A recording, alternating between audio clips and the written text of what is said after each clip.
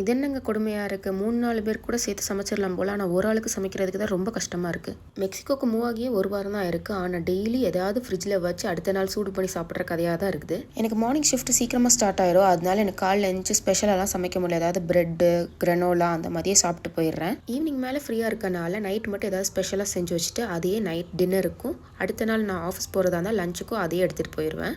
டின்னருக்கு பன்னீர் கிரேவி தான் செஞ்சுட்டு இருந்தேன். என்கிட்ட இங்கே மிக்ஸி இல்லை, இனிமேல் தான் வாங்கணும். இங்கே சூப்பர் மார்க்கெட்டில் இந்த தக்காளி பேஸ்ட்டாகவே கிடச்சிது, அதுதான் யூஸ் பண்ணேன். இந்தியாவிலேருந்து வரப்போவே இஞ்சி பூடு பேஸ்ட்லாம் என்னால் ஸ்டார்டிங்கில் அரைக்க முடியாதுன்னு வரப்போவே 2-3 இஞ்சி பூடு பேஸ்ட் பேக்கெட்லாம் எடுத்துகிட்டு வந்துட்டேன். அதை வச்சு மேனேஜ் பண்ணியாச்சு.